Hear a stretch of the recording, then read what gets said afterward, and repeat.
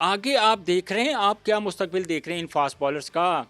इनका क्या रोल होगा? आकिब जावेद का? तो हमारे पास वही स्ट्रेटेजी है कि रॉ टैलेंट ढूंढ रहे हैं, रॉ टैलेंट ढूंढ रहे हैं, कोई ना कोई आ जाएगा।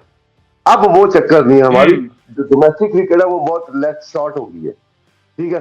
हमारे यस। वही मैं पहले भी बात करता हूँ कि हमारे वो बॉलर्स नहीं है जो लंबे लंबे स्पेल करते थे, जो 25 ओवर करे दिन के, हम्म। 30 ओवर करे दिन के।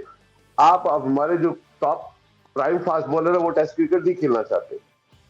ये बोर्ड का भी फिर इशू ठीक आ है। गया ना वहां पे कि बोर्ड, क्रिकेट बोर्ड अब क्या कर रहा है वहां जी। पे, क्या रोल अदा कर रहा है। क्योंकि जो टॉप तीन जो दो हम्म। तीन फास्ट बॉलर है वो टेस्ट क्रिकेट नहीं खेलना चाहते। वो कहते हैं कि हम T20 खेलते हैं जो कि शॉर्ट वर्जन है। अ, ठीक है, उसमें आप 4 ओवर करवाने पड़ते हैं, आप आपको वो बॉडी हम्म। फटीक नहीं होती आपकी। ठीक है। टेस्ट मैच में ठीक है। आपने 30 30 ओवर 25 25 ओवर करने पड़ते हैं दिन के। अगले दिन भी आपको फिर 25 करने पड़ सकते हैं। तो वो अब जंग ये चल रही है बोर्ड के साथ वो फास्ट बॉलर्स की कि फास्ट बॉलर हमारे पास कहाँ से लेके आए। हमारे पास वो आ जाके हम्म। रेलू के फास्ट बॉलर है, टू बी मैं आपको बता रहा हूँ। ये दो तीन है वही वन अच्छा। थर्टी फाइव 130 वाले आ जाके हम अगर देखिए खुद कितना हमारे पास बैड लक है कि हम मोहम्मद अब्बास को लेके आ गए 3 4 साल बाद। अच्छा, इसको आप बैड लक समझते हैं कि मोहम्मद अब्बास को हमने कम बैक करवाया क्योंकि हमारे पास बैकअप पे ऐसा बॉलर नहीं है? कि कि हमारे पास हमारे पास चॉइस ही बैकअप नहीं है। हमारे पास चॉइस ही नहीं है कि हमने वो 3 साल पहले जो बंदा हमने 3 साल उसको क्रिकेट ही नहीं खिलाई, हम उसको वापस लेके आ गए। देखिए हम्म। क्यों आप अब फिर आपने कोई वर्कआउट ही किया, इतनी अकेडमी खुली है, को फास्ट बॉलर तगड़ा लेके आ जाए ना 150 वाला, लेकिन 145 प्लस वाला। अच्छा, इसमें इंटरेस्टिंग एक चीज़ मैं आपको बताऊं कि अभी जैसे आकिब जावेद ज़ाहिर है सिलेक्शन कमेटी में भी आए हैं, पाकिस्तान क्रिकेट टीम के हेड कोच भी बन चुके हैं। तो उन्होंने अपने आने के बाद उन लड़कों को रिस्पेक्ट दी है जो साल हर साल से डोमेस्टिक क्रिकेट में परफॉर्म कर रहे हैं। लाइक जिस तरह नौमान अली को उनका कमबैक करवाया, साजिद खान को कमबैक करवाया, कामरान गुलाम काफ़ी अरसे से रन्स कर रहा था। तो इनको तो कमबैक करवाया है ना आकिब जावेद ने? मगर देखिए बात वही आ गई ना, आज शाहनवाज आप मेरे पॉइंट पे नहीं आ रहे। अगर उनको कमबैक करवाना था तो फिर उनको कंटिन्यू हम्म रखते ना आप, 3 साल से उसको फिर क्रिकेट हम्म खिलाते, उनका फिटनेस लेवल भी बेहतर होता। आप 3 साल से ऑफ स्पिनर को भी बाहर रखा हुआ, लेफ्ट स्पिनर को भी बाहर रखा हुआ, बास को भी रखा हुआ। ठीक है। आप सडनली और फिर गुलाम अली को आप लेके आगे इसके उस फैक्टर में जहां पे वो बेबी रन करे या ना करे।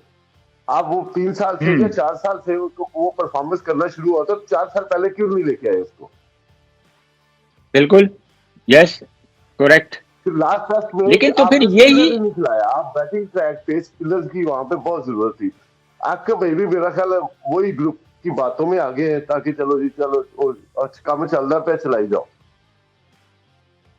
लेकिन इंटरेस्टिंग एलिमेंट तो ये है कि आकिब जावेद से पहले भी बहुत सारे सिलेक्टर्स गुजरे। तो ये कुछ ऐसे ही सिलेक्टर थे जिन्होंने इन सारे क्रिकेटर्स का कैरियर ख़त्म कर दिया था। तो अगर ये इनिशिएटिव आकिब जावेद ने लिया है तो क्या ये अच्छा नहीं है ये?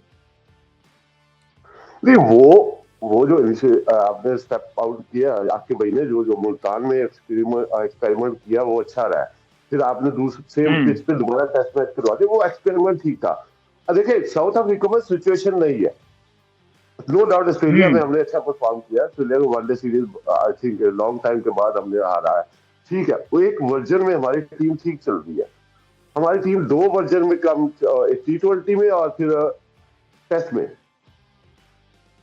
वो दो वर्जन में तो आपने अपना खाना पूरी करनी है ना, वो अच्छा आप कहाँ लेके जाओ। तो अभी आप क्या समझते हैं कि स्पेशली अब बात इसी चीज़ पे चल पड़ी है? अब पाकिस्तान में होम सीरीज़ होनी है, 2 टेस्ट मैचेस हैं वेस्ट इंडीज़ के ख़िलाफ़। तो वेस्ट इंडीज़ के ख़िलाफ़ पाकिस्तान की स्ट्रेटजी प्लानिंग वो क्या होनी चाहिए कि अब वेस्ट इंडीज़ ज़ाहिर है 2 टेस्ट मैचेस हैं, तो यहाँ पे होम एडवांटेज तो होगा और उस चीज़ का पाकिस्तान फ़ायदा भी उठाएगा। ऑब्वियसली वो तो आपके भाई को पता है कि मेरे पास दो स्पिनर हैं, और वैसे भी जो स्पिनर के अगेंस्ट हम्म काफी पुअर बैटिंग होती है। मगर एक बार याद रखिएगा शाहनवाज, उनके पास भी दो स्पिनर है अच्छे, और दोनों T20 में नया बॉल भी करवा हम्म लेते हैं। फिर इनको अकॉर्डिंग तो देखना है कि बैटिंग में हमने किस नहीं तो स्ट्रेटेजी क्या होगी। बैटिंग तो वही ऑलमोस्ट वही बैटिंग स्ट्रेंथ चल रही है हमारे पास। वो बैटिंग ठीक है, नो डाउट हमने ले, सेकंड इनिंग में थोड़ा सा कमबैक अच्छा किया था। मगर आपके पास इतना टाइम था कि आप फिर आपको स्ट्रॉन्ग बैटिंग लाइन चाहिए थी, अच्छा एक बैट्समैन जो कि 2 दिन खेल सके। हमारे पास ऐसा बैट्समैन नहीं है जो 2 सेशन खेल सके। टेम्परामेंट वाला बैट्समैन तो हमारे पास कोई भी नहीं है, ये तो आपकी बात ठीक है। लेकिन आसिफ, अगर मैं ये बात करूं कि वेस्ट इंडीज़ की टीम वैसे नॉर्मली हमने देखा है कि लिमिटेड ओवर्स में बहुत अच्छा परफॉर्म करती है, चाहे वो 20 ओवर की क्रिकेट हो, ऑल दो के 50 ओवर की क्रिकेट हो। सो मतलब तगड़े हार्ड हिटर बैट्समैन हैं, बॉलर भी अच्छे हैं। लेकिन टेस्ट में हमेशा हमने देखा है कुछ अरसे से कि वेस्ट इंडीज़ स्ट्रगल करता हुआ नज़र आता है। तो क्या पाकिस्तान की कंडीशंस में हमारे लिए ये सीरीज़ आसान साबित हो सकती है? हम इस पोजीशन में हैं कि ये टेस्ट सीरीज जो है वो अपने नाम कर सकते हैं? ऑफ कोर्स आराम से कर सकते हैं, क्योंकि हमारी जो स्ट्रेटेजी होनी है कि हमने आराम से एक या 2 फास्ट बॉलर के साथ, 2 स्पिनर के साथ, तीसरा हमारा पार्ट टाइम स्पिनर आ जाना। ऑब्वियसली क्योंकि हमने जो इंग्लैंड के अगेंस्ट स्ट्रेटेजी थी ना, उसी स्ट्रेटेजी के साथ ही जाना पड़ेगा, क्योंकि हमारे पास फास्ट बॉलिंग की चॉइस बहुत लिमिटेड है। हमारे पास फास्ट बॉलिंग ऐसा ऐसा तगड़ा फास्ट बॉलर नहीं है कि एक मैच में कोई 10 लगाए हमारी अपनी पिचेस पे, होम सीरीज पे।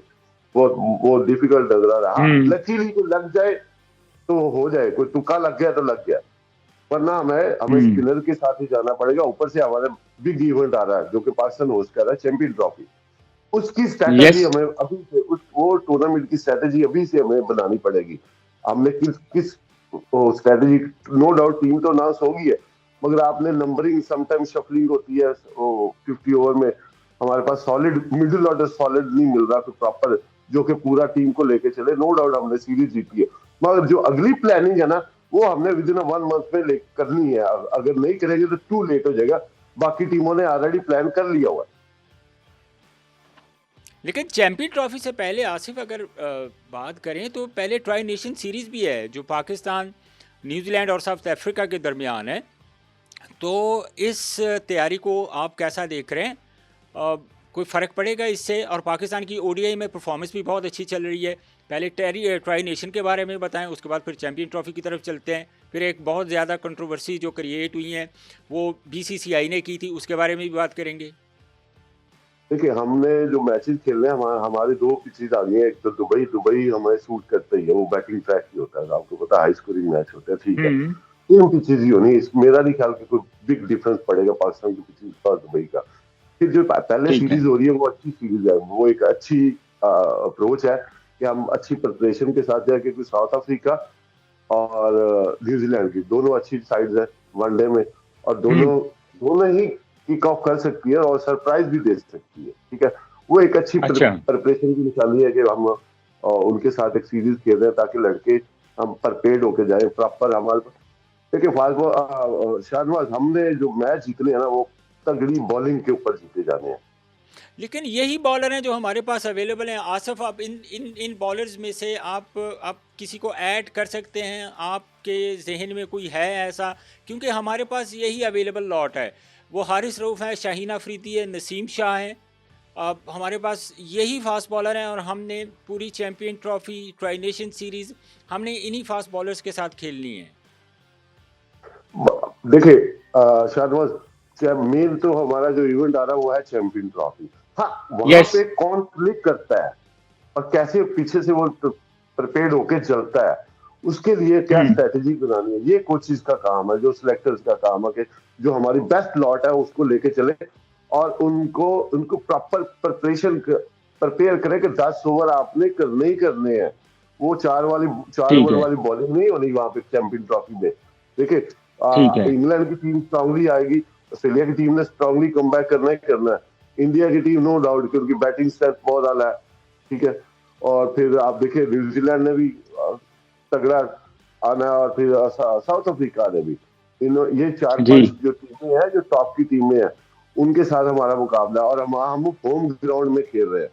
हमने पिचेस कैसे तैयार करनी है, बॉलर्स के हमारी बॉलिंग स्ट्रेंथ क्या होगी, बैटिंग स्ट्रेंथ क्या होगी, और मिडिल ऑर्डर। मुझे शानवार मिडिल ऑर्डर जो हमारा लग रहा है ना, वो बहुत वीक लग रहा है। लेकिन देखिए आसिफ, अगर 50 ओवर की बात करें, आपकी बात कर रहा हूँ, ऊपर से हमें लॉस हुआ है अपना सैम अयूब का, जो कि क्लिक कर रहा था। उस बच्चे ने बहुत आला क्रिकेट खेली है। थोड़ा सा अर्ली ऑन वो थोड़ा सा फंसा हुआ था, ठीक है, वो थोड़ा सा कर रहा था मिस्टेक, मगर नाउ के he become mature with in 3-4 month. ये मेच्योरनेस हमें, और एक आध ऐसा, और अगर वो फिट ना हुआ तो हमें वो भी बड़ा लॉस होगा। ऑब्वियसली सैम अयूब का तो बहुत ज़्यादा फ़र्क पड़ेगा, और खुदा न खास्ता अगर वो ना खेले, हमारी तो दुआएं अल्लाह करे कि सैम अयूब खेले। लेकिन एक्चुअली यहाँ पे 50 ओवर की क्रिकेट की मैं परफॉर्मेंस की अगर बात करूँ, यहाँ पे इंडिया और पाकिस्तान का कंपैरिजन अगर करें तो देखिए ओडीआई में पाकिस्तान की आसिफ परफॉर्मेंस बड़ी शानदार है। अब देखिए ऑस्ट्रेलिया को पाकिस्तान ने एक आप कह लें कि काफ़ी अरसे बाद पाकिस्तान ने जो सीरीज़ हराई ओडीआई की, फिर साउथ अफ्रीका को हराई। तो जबकि उसके मुकाबले में अगर हम इंडिया को देखते हैं तो इंडिया भी जिस तरह टेस्ट सीरीज़ हारी है ऑस्ट्रेलिया से, तो इन दोनों का कंपैरिजन करते हैं तो स्ट्रांग इस वक्त आपको पाकिस्तान की टीम नज़र आ रही है या इंडिया की नज़र आ रही है? देखिए शाहनवाज, इंडिया और अपना टेस्ट सीरीज जो ऑस्ट्रेलिया के अगेंस्ट चल रही थी, नो डाउट वो वहां पे डिफिकल्ट क्रिकेट थी। इंडिया ने पहले टेस्ट मैच जैसे जीता, पर्थ में कभी पहले वो नहीं जीते थे, आफ्टर लॉन्ग टाइम के 30 इयर्स के आफ्टर के वो टेस्ट मैच पर्थ में जीते। मगर देखे, इंडिया एक डिफिकल्ट सिचुएशन में क्रिकेट खेल रही थी वहां पे। अभी उन्होंने एशियन पिचेस पे क्रिकेट